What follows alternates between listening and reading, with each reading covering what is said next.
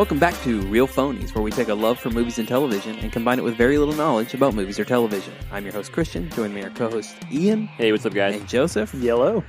We just walked out, just watched We are set up in a fucking Avengers. neighboring theater. Scooby-Doo. Yep. No, Avengers Endgame. Woo! Finally here. Finally. After a decade of waiting, or really 12 months of waiting after Infinity War. But it really feels like it feels like the perfect bookend. Especially after having watched the movie, I think that's a really good description. It's that cherry on the top of the 22 film MCU. It's a tribute to itself. Yeah. Absolutely. I think saying that it is we've been waiting for 10 years. We may not have known we were waiting for 10 years, but we have been. So I'm sure this is going to be a spoiler-free review. Having said that, I don't even know that we can really talk about the plot of this movie without it really being a spoiler. Well, yeah, we'll try and stay as vague, non-general, and essentially the Avengers fight Thanos again. Yep. Is that a spoiler? I mean, I don't think so. We know Thanos is in it. We know the Avengers. I think really we're just going to talk about our general reactions. Yes. Not the first hour didn't have a lot of action in it. No. Which surprised me. Well, you missed the action. Yeah, but that was only, I mean, I don't know. What was it, a good fight?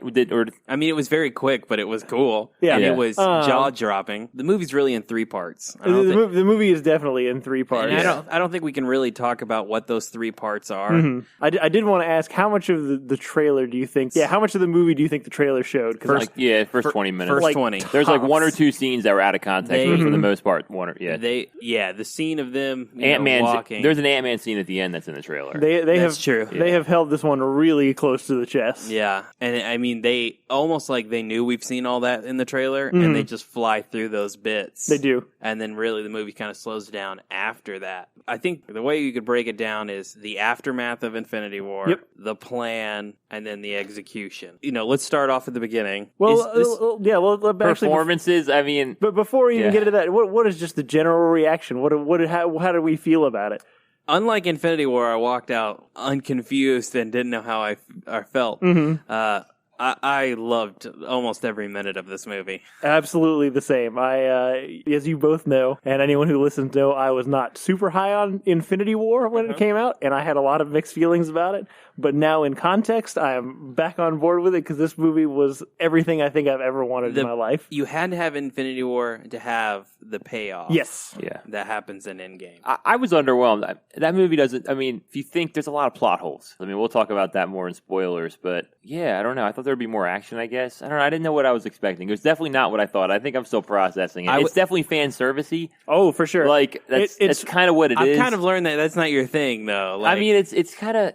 It seemed like soap opera a little, like a lot of people talking in rooms. For sure. Well, and that's actually funny that you mentioned that. A lot of people talking in rooms. We've talked about Game of Thrones in the final season of Game of Thrones. This felt like Game of Thrones. For anyone who hasn't been watching it, the series itself is a lot of build-up, and now that we're in the last season, every episode is just payoff. Yeah. And that's kind of what this felt like. It feels very much just like payoff. But one of the things that I think that makes this movie and the series so good is that despite the fact that it is about magical people who wear tights and fight bad guys, one of the things that they've done really successfully is just get us really invested in these characters. Yes. Yeah. And so there's a lot of character building and character moments in this that aren't necessarily actiony, and I don't feel like those parts drag because those parts are very satisfying to me as someone who's followed these characters. 'Cause as you say, it's soap opera, but I mean, comic books are and have always been soap operas in tights.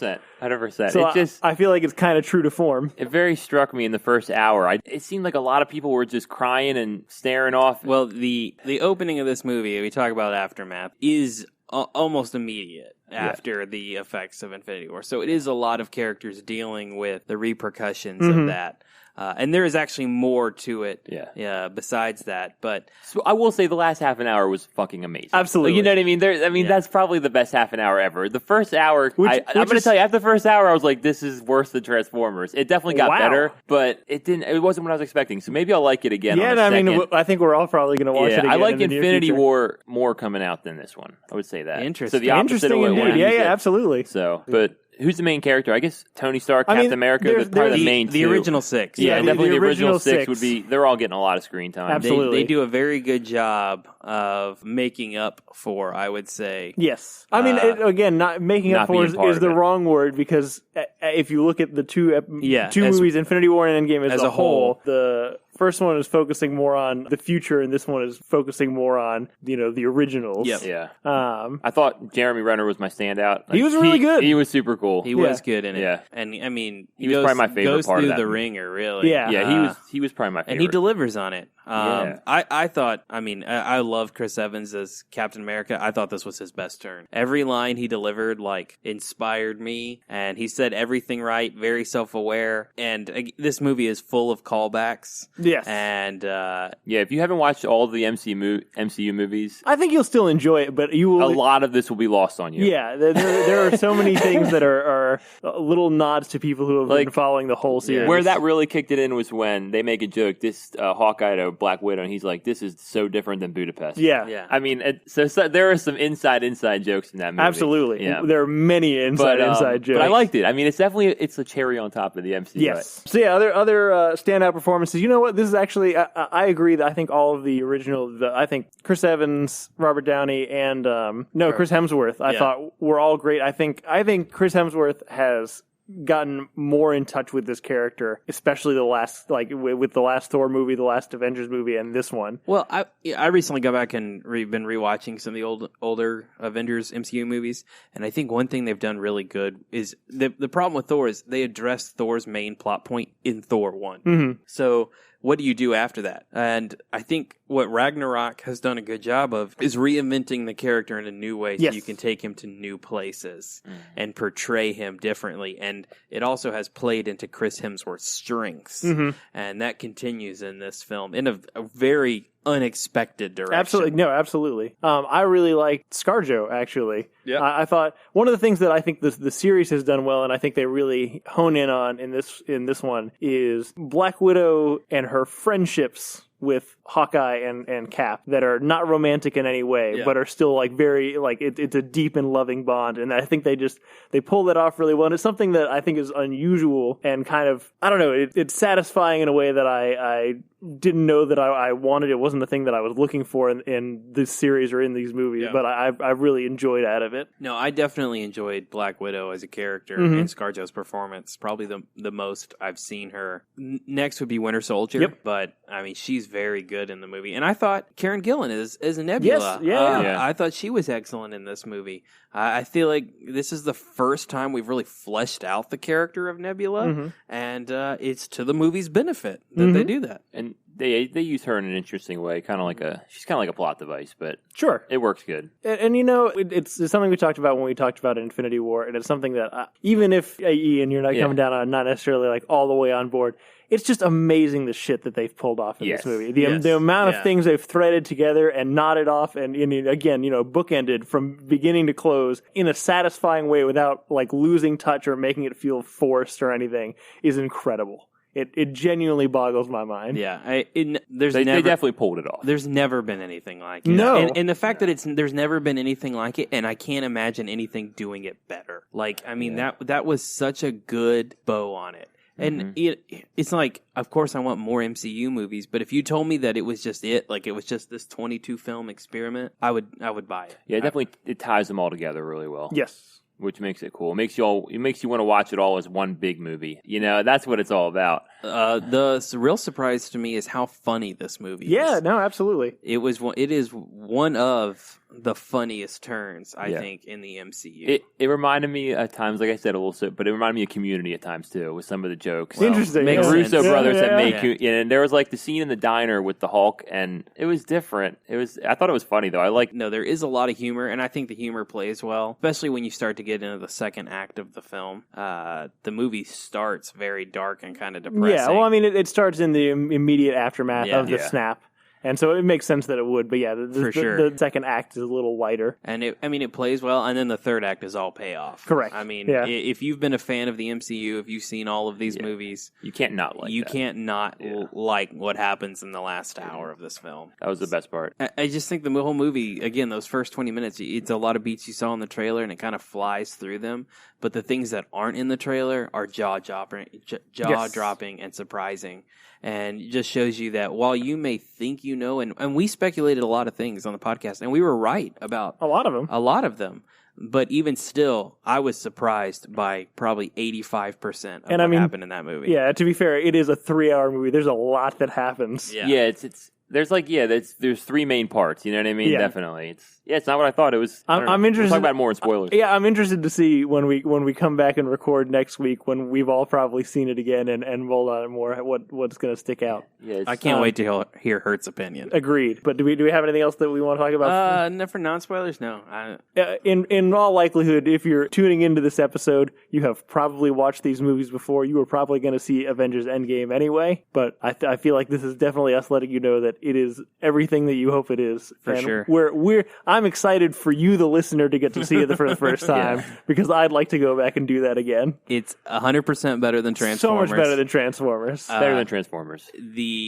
I would say if there is any word of caution, it's probably the most adult Marvel movie we've had. That's actually a very good point. There are some, adult is the right word. There are some adult parts of this movie. There's more profanity than we've had. There's more violence. There's more violence. More graphic violence, specifically. Yeah, I think of that one scene. But, and that was fine. I mean, I was into it, but it was surprising to a movie that people probably can't wait to take their kids to, that this is, they went a little darker of a turn. But one last thing, Taika Waititi stole that scene. The one bit he's in. Yeah. That was so funny. That was probably my favorite part of the movie. Again, that whole bit is something I had not anticipated. Yep. No, and, it was great. They pulled out of left field. And a lot of cameos, too. That's one more, Yeah, cameos on top of cameos on top of cameos. Yeah.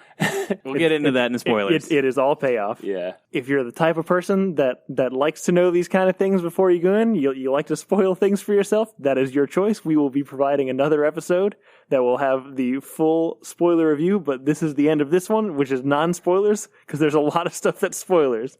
But as I think is it a unanimous better than Transformers? I would say so. Yeah, and I'm sure Hert's going to say it. Yeah. What do you think it's on the Avengers ranks? Oh, I'm putting it as 1. I think it's also 1 for me. I want to see it again, but I think I'm going to have to go. I'll put it above the other Avenger, like the main Avengers. Yeah, the first Avengers. But it's funny. It's definitely such a different movie. It's hard. I have a similar. I had the exact same feeling after watching the first Avengers, which is I want to go back in and watch it again. Yeah, it definitely is the closest to that feeling. Yeah, after watching Avengers 1, the way I felt after that, this is the closest I felt. Because the first Avengers, and it's kind of the same thing. It's a magic that you didn't know could happen that you're exposed to for the first time, and that's kind of how I felt with this one. So, if you listen to our spoiler-free review, we kind of told you our general thoughts and feelings on Avengers Endgame. We all agreed it's 100% better than Transformers.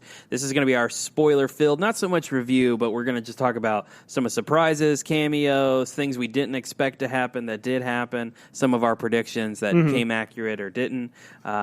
I'm going to start off by saying Natalie Portman is in this movie, and I never thought that was going to happen. Right? Well, I had a suspicion. And Robert Redford. Absolutely. I will say I had a suspicion about that. I know she showed up to the premiere. Because she showed up to the premiere. I thought there was such bad blood Absolutely. The Dark World. They did not get, what's his name? Anthony Hopkins. Huh? Malcolm? No, Anthony Red Skull. Hopkins. Or Anthony Hopkins. Yeah, it was the same Red Skull guy from the first. Yeah, I know, but it's not Hugo Weaving. Hugo Weaving ain't never coming back. No. Yeah, I didn't think when I saw Robert Redford, I was walking out to get to do something for a second, and I was like, "Holy shit, Robert Redford's in this movie!" I was like, man, that's when I knew they pulled out all the fucking stuff. They got everybody back. So before we just go off the rails, let's kind of hit it semi in order. Yeah, I know. I just wanted to. No, that's super fair. We start off the immediate aftermath of Infinity. Of the snap. We actually start off just pre the snap. That's true. We see it from Hawkeye's perspective with a gut punch of a cold open of Hawkeye having like a family picnic, and then just turning around and all of his fucking family has vanished. They are snapped away. It is. It's brutal.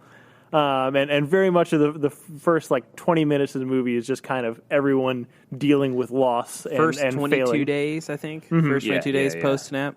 And Tony and Nebula are drifted in space, which stranded. You predicted. One of you Yeah, predicted that Captain Marvel brought her back. Brie Larson would pick him up, and that's exactly what happened. Yeah, and they that's a lot of those shots were from the trailer. That's what it really like when they were bringing it back. And then they agree they're going to go kill Thanos. Yep. Captain Marvel seems the one thing I wanted to add there is when we first saw the trailer, we talked about how it looked like somebody was missing from that shot. Yeah, it was Pepper. Yep, which I thought was very very cool. Yeah, yep, worked out well. And I would say that brings us to the first surprise of this movie, which is that they go to find Thanos, which the three of us at least, and probably a lot of the internet, thought was just going to be a bloodbath and they'd be coming back with their tail between their legs.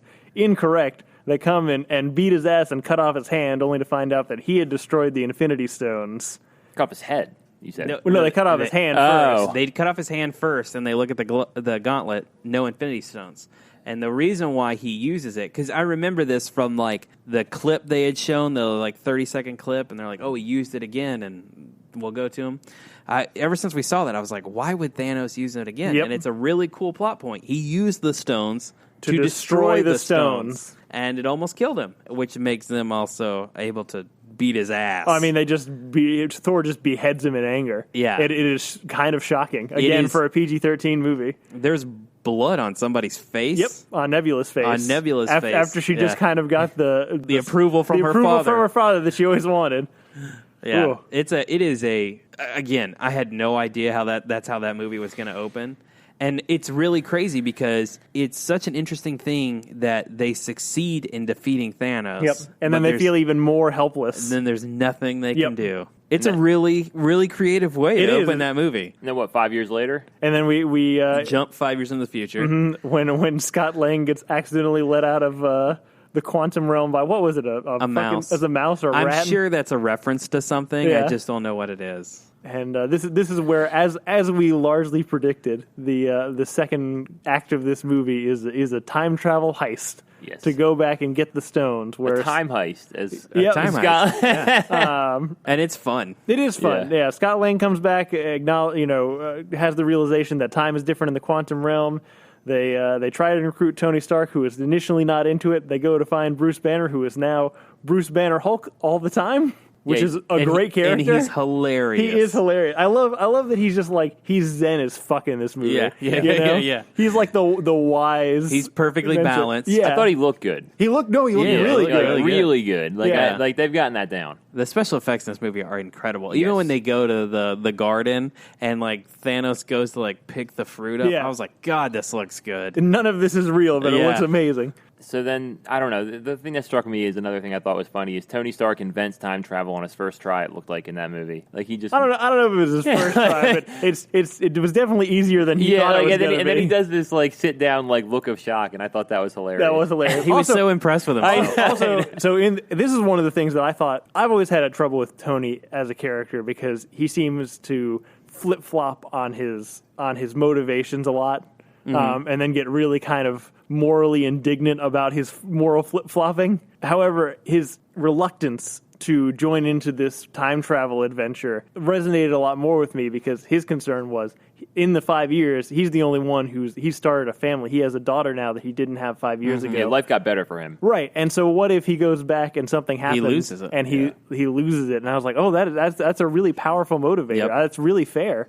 Yeah, I think they handle Tony really well. I think the Russo brothers just get these characters so well. Yeah, it may be RDJ's best turn as Tony Stark, because you're right. Like he has these like character traits that are really annoying, but the way the plot is structured plays into those things for Tony, and it just makes a lot of sense. Going back to the second bit of this movie, the other thing is Thor is just completely depressed and in a horrible spot because, as we've talked about, he's lost everything. Literally everything. And he doesn't know, and he feels like a failure because, everyone talks about Star-Lord and the gauntlet, and they almost get it off, but Thor could have killed Thanos before he did the snap, and so he bears a lot of weight and a lot of guilt in that. And so the Thor you get is insane. They restarted Asgard on Earth, right? Which is a thing. Yeah. And he's kind of out of shape, and Yeah, no, he's just moping. I thought he was funny. I thought the Thor bits were funny. Agreed. Yeah, they were funny. They went good. So then you get the time heist, which just goes back to moments we've all seen already on screen. Almost all of them. Which ones do we not? The 1970s? Did we go to them? Well, you don't, but that's the same place in Winter Soldier. Yeah, but it's not. Yeah, it's not the in same that time period. So yeah, we go back to 2012, the Avengers Battle of New York. Yep.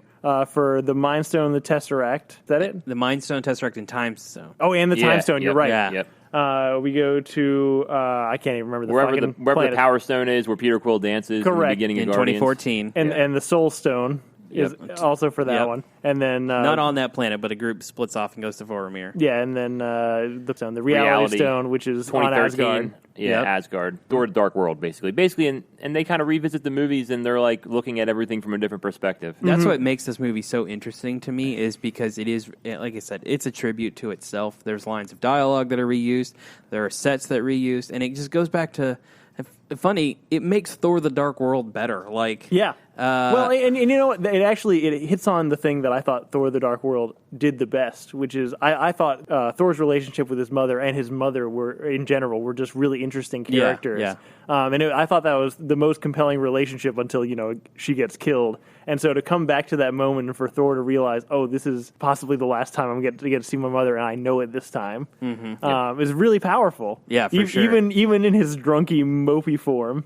And what are the teams? So it's Rocket Captain and America. Thor. Oh yeah, Rocket and Thor are one team, and then you get Hawkeye and Black Widow go to Vormir for the Soul Stone. War Machine and Nebula are going for the Power Stone. And then Tony, Bruce, and Cap and Ant-Man go after the other three in New York. Yep. And I also love that most of them are kind of snatch and grabs or brute force, and Bruce had to talk his way into getting the stone really with the Ancient One. And God, I love Tilda Swinton in that role. I really hate that she's gone. I'm glad they brought her back. Yeah. That was a cool part too. Honestly, besides the last 45 minutes, which is just, it's hard to put into words how cool it is. Yeah. The bit in New York is my favorite part of the movie. I love the cameos, all worked for me. When I saw Crossbones, what's his? Oh yeah, Frank Gallo. Yeah, Frank Grillo, when he came on screen, I was like, oh shit! And then it was like all the people we knew were Hydra agents coming out, and that whole bit in the elevator, like recreating that scene from Winter Soldier, it was awesome. I don't even want to. If it's a spoiler episode, I don't even want to spoil it. The way they solve it, is fantastic. So good.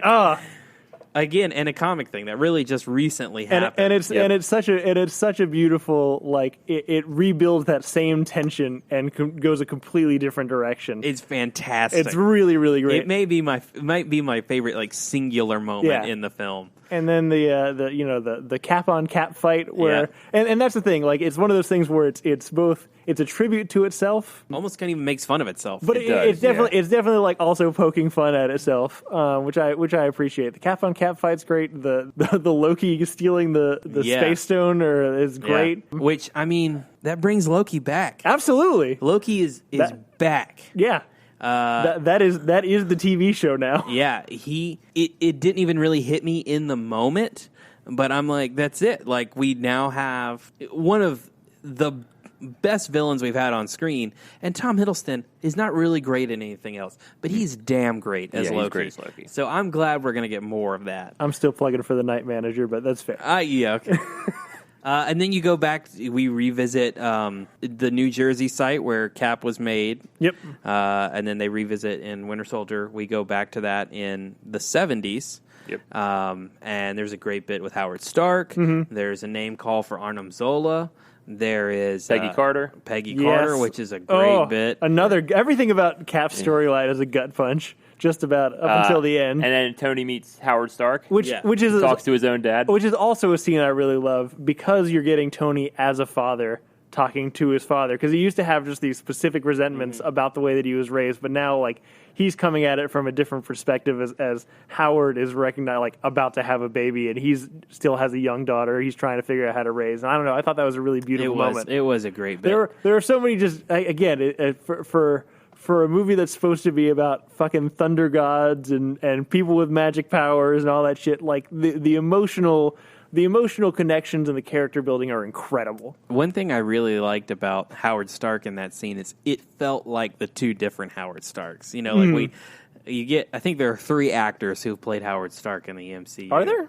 Well, the guy who played him in Iron Man 1, and it's only in like brief little like snapshot things, is of course not the guy who plays him in Iron Man 2, who is not the guy who plays him in First Avenger. John Slattery and what's his name? Cooper. Something. Dominic Cooper. Dominic Cooper, yeah. But this Howard Stark kind of felt like both of them. A little bit, yeah. He was in like, between. Yeah, he was like kind of smarmy and had flowers and wisecracking, but also was, John Slattery. So I kind of like that it felt like an in-between for those. That whole bit with Peggy, I was just sitting there like, no, don't do it. Don't do it, Cap. Just don't. I thought Hawkeye, we didn't say, he's lost his family. He's turned into Ronin. Yep. And he's just murdering. He's just basically trying to kill himself through avenging. Well, you know what I mean? His premise is that good people died in the snap. And then bad He's going to people punish all the bad people left. He becomes the Punisher. But He does. He absolutely does, actually. But I thought that ninja scene with him and the sword fight was super cool. What a great cameo that I was like, that bad guy Japanese dude. Could we not use him in something else? Yeah, I know. If you're going to get that guy in an Avengers movie, like, make him somebody. Absolutely. Yeah, I thought that was cool. I really like Jeremy Renner in this movie. Yeah, and again, besides his haircut's terrible. I don't know. I thought his haircut was kind of cool. Oh, fuck you. I do too. I'm kind of like that. He was probably my favorite part of that movie. He was badass. This is an asshole test, and you guys both failed. Scott's great in it. Yes. That bit with Cassie, being older. Yes. And that pulled on the heartstrings. Yeah. I would say Nebula. So, how part of the plot also, and I don't know, basically the third act kicks off with Thanos kind of learns how to travel through time. Right. So he learns that they have traveled. Yeah, and he's aware of the plot at this point. Mm-hmm. Because, like you talked about, Nebula is kind of like a MacGuffin. Yeah. In this movie, in that I don't know if that's inaccurate. Yeah, she's the plot device. But she is a plot device. She moves them where they need to go.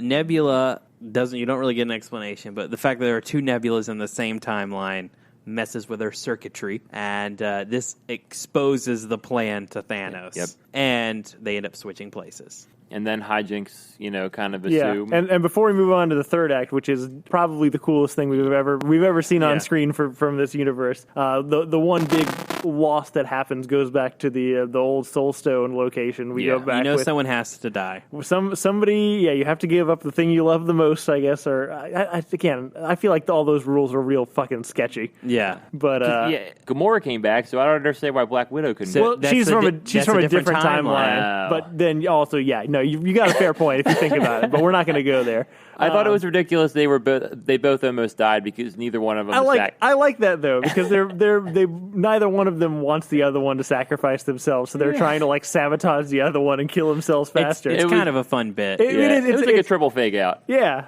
it was fun, but it was effective. Yeah. And it was a heartfelt goodbye, I think, for Black Widow. Yeah. And kind of sad that happens right before we're about to get our solo movie. Yeah, and it is kind of a shame just because I guess we're going to get a solo movie. I feel like there is still more you can do with that character. But she ends up dying, you're right. Yeah. And Hawkeye survives. But who knows now? We got time travel in there. Anything can fucking happen. Yep. So that brings us to the last act of the movie, which is... They return all the Infinity Stones back to the present day, and they accidentally return the wrong Nebula. Banner Hulk uses the gauntlet to bring half the population back, but then... It's an important point. This is a gauntlet that Tony built. Yes, that's true.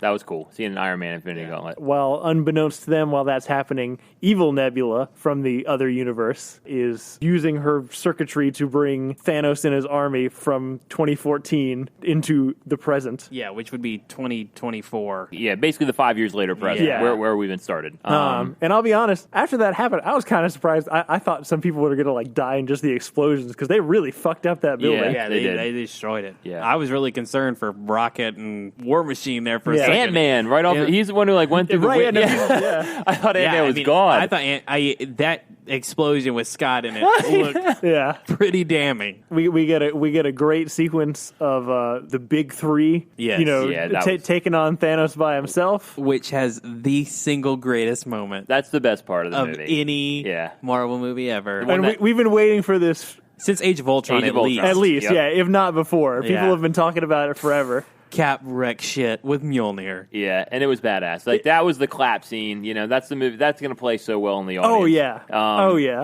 Every showing I'm going to go to, I'm going to start the clap. Yeah, I know just the look coming. he gives. You know what I mean? Yeah. When he holds the Mjolnir is well, super cool. Also just when you know it's happening, and so when it comes back and it's his hand, and you're like, yes. Yeah, that was cool. Yeah, I mean there are bits. I mean, one Cap with the shield in one hand and Mjolnir in the other, but there are also bits when Thor first calls both Stormbreaker and Mjolnir. That's so cool anyone bit. Can wield Stormbreaker. Yes. Thanos had him for a minute. Yes. Okay, that's what I thought. Okay. There's not like a word. I was confused in a minute, but then I thing. thought about it. I was like, oh yeah, I don't think he's a worthy thing. Yeah. As soon as we went back to the Thor: The Dark World, the 2012 timeline, I was like, oh, he's going to get Mjolnir back. Yeah. Yeah, that's cool that they pulled the stuff back that they needed. And and that's also a good bit of kind of calling back to him just like standing there waiting for it to come. Yep. Yeah, there are a couple just like it's how fight sequences, conflicts go. You know, there's a big surge, and then the bad guys take over, and then there's another big surge kind of thing, and you know the one after Cap getting Mjolnir is the real fucking cavalry arrives. The other half of the people that had been vanished, that had been snapped away.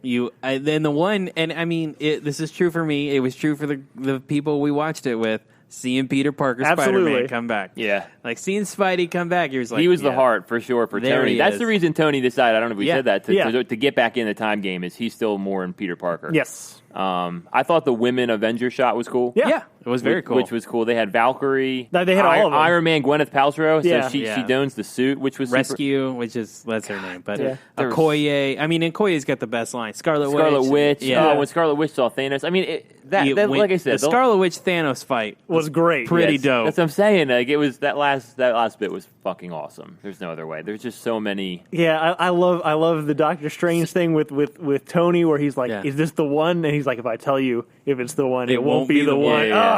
Fucking love it. Yeah, God. Then he does tell him after that. But but presumptively at that point, it was okay. Yeah, at that point, that means that he has to do that for the correct things to happen. Think him telling him is what tells Tony to take the stones. Yep. I see what you're saying. Yeah, that makes sense. That's an incredible moment. Even after everything has kind of gone as well as it could have for them, despite the circumstances, Thanos still gets the fucking gauntlet, and he's still about to snap. And so there's just all these people just jumping in to try and keep him from closing his fist. You get Captain Marvel coming back. Yeah. Oh, it's again the whole movie is payoff, but the third act is like payoff. It's one all big caps. It's one big battle with the entire MCU versus Thanos' army. Yeah, and it's nuts. God, it's insane. Completely nuts. And it's like Captain Marvel coming back and destroying the ship was cool. Yep. Like hearing the war chants from Wakanda again. So do they all know they've been gone for 5 years? Yeah, they say Peter Parker says Doctor Strange told them. Yeah. Okay. I mean, they presumptively would have to piece together as much as they could in a short period of time, because I feel like that whole sequence probably took like 30 minutes. Yeah. I kind of want to skip the very end of the Thanos fight and then come back to it. So they win. Yep. They stop it all from happening. One more scene I want to talk about. The past the Infinity Gauntlet scene was also fucking awesome. And Spider-Man as Kill Spider-Man, the kill suit. That was great. That was super cool. And he got the red eye. What a great callback. God, that part was super cool. Black Panther had his turn with the Infinity Gauntlet. Mm-hmm. Captain Marvel gets their turn. Captain Marvel. And then Spider-Man's jumping from character to character. He gets with Valkyrie. It's almost like they're literally passing the baton. That's what I mean. That's what it was. Yeah, I thought it was. That was cool. I mean, the Infinity Gauntlet, Avengers, but also from the original Avengers to this one. Yeah. Yep. Those fucking bastards. They know what they're doing. So you get some closure in some parts and for some characters, but the real ending of the movie is Steve. When Banner takes the Time Stone, the Ancient One makes him promise that he has to put them all back in the exact moment he took them. And so he gives all the stones back, and we have Cap's responsible for putting them back where they belong. And he does not return. And he chooses not to return. To return. And he spends the rest of his life with Peggy, and you get the dance scene. Yep. I'm claiming it. You nailed it. I predicted that. Cap gets that dance. However, we get a passing of the baton. Mm-hmm. We all predicted Bucky. We were wrong. Yep. Falcon is the nuke. Mm-hmm. The only thing I don't like about it is I hear Anthony Mackie's a super dick in real life. And Cap is such a good guy. Oh, that's a bummer. But yeah, I mean, that was a cool scene too. It was a cool bit. Passing on, yeah. That was, and it's old man Cap, by the way. So Cap comes he survives all the way back into an old man. So when he's talking, I did wonder how super serum affects their aging process because I understand it looks like he went all the way back. Yeah, so he would be in his 90s. Yeah. So he never got a scene with Winter Soldier at all, did he? At the end, he says goodbye before he goes. Yeah. But then, okay. And Bucky knows. Yeah. Bucky knew. There was a line I can't remember, but it definitely was Bucky advertising that he knew it was goodbye, essentially. But the Falcon line is it does, what does it feel like somebody else's? Well, that's why it's yours. It was a great bit. And I still think it sets up to maybe both characters. Oh, it could definitely be both, yeah. Both be Captain America. Yeah, because they're doing a TV show together, too. Yeah. Mm-hmm. So the reason why I wanted to skip the end of the Thanos fight and come back to it is because it ends the way the Marvel Universe began, which is the I am Iron Man. Mm-hmm. And that's a really, it may be cheesy, but to me, it was a really powerful thing, to show this whole large loop of 22 movies that started with this one idea with an actor that had kind of been disgraced and people didn't like, and a director who had basically been known for making movies with himself and Vince Vaughn, and a guy who had got kicked out of, not really kicked out, but pushed out of Fox and came to Marvel and started. I mean, it just was a culmination of all of that in this one line of dialogue, and it was really powerful because it's also basically Tony's last line of dialogue. Yep. Yeah, so Tony Stark is the one who snaps everyone back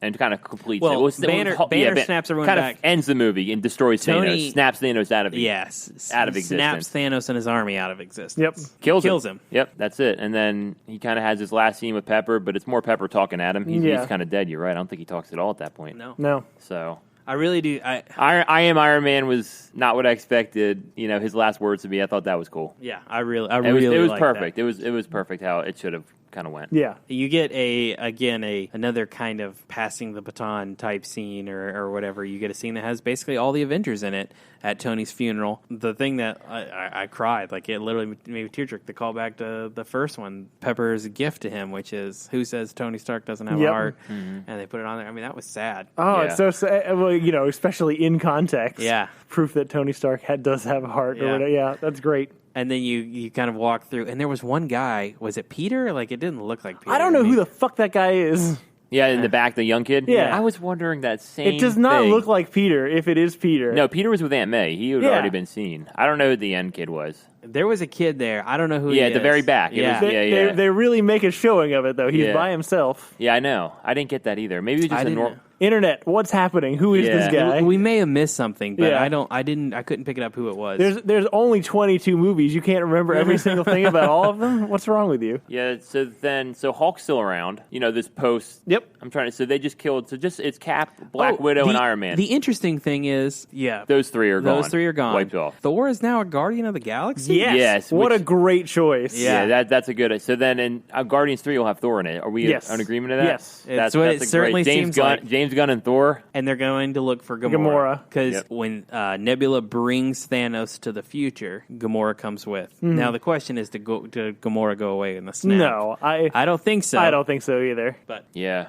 No mid-credit scene. No end credit scene. No end. We hope. We walked out, but I've read on the internet. I'm trying to think who else is left. So Hulk is still now. He's like Bruce Banner and the Hulk combined. He's got the Hulk's brawn and his brain. That'll be cool if they do a movie with him. Yeah, I thought Thor with Guardians of the Galaxy, and that bit played well. Yes, where who was going to be the captain? You get Black Panther back. Yep, Spidey's back. Mm-hmm. I definitely feel like the show for Hawkeye is going to be the end of Hawkeye or Jeremy Renner's Hawkeye. Yeah, they've played this thing with him and his family in 2 or 3 movies now, and it just doesn't seem to make a lot of sense to me to do it again, or why that character would keep choosing to do this life. Yeah.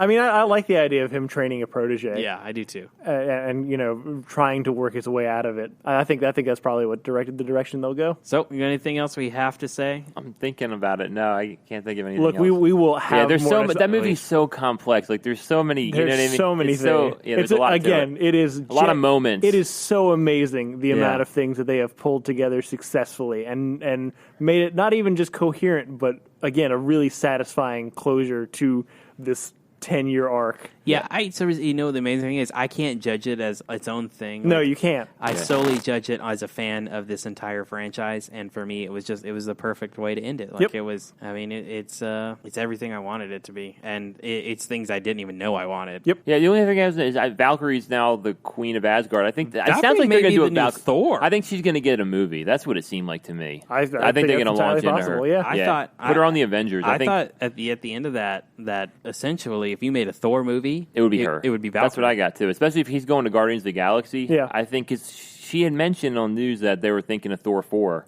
Taki. Why don't you put her with Korg and Meek? I'd be all about that movie. I don't know. You're right. I forgot she had said that about the Thor 4 thing. Yeah, sounds like it's about her. Yeah. That's why she knew about it. And I'm down. Yeah, that was pretty much everything we talked about. There's so Do you much think that James Gunn had the idea for Thor and Guardians? Yeah, probably after watching Thor 3. He's like, you know what? I could do something great with Thor now that Thor's funny. I mean, especially in Infinity War, where he does work with the Guardians and that humor. It played better in some parts than others for me, but I know most people liked it a lot. It definitely played really well for me in the end. So yeah, I'm excited about it. It's fun. So watch it. Yes, Endgame. Watch it. It's better than Transformers. So much better than Transformers. We will watch it again. We'll probably talk about it again next week. We will almost certainly talk about it again next week. Miss you, buddy. Yeah, we need to get our other phonies opinion. The fourth. Correct. The fourth phony. Thank you guys for listening. We'll be back on our regular schedule next week with something, but go see Infinity War. I promise it is worth your dollars. If you like this, please rate, subscribe, tell all your friends. If you want to get in touch with us, we have an email address at realphonies@gmail.com. You can also follow us on Facebook and Twitter at realphonies, and on Instagram at real_phonies. Thanks to Zach Evans for art and Brian Velasquez for our theme. We'll see you guys later. Later, y'all. Bye.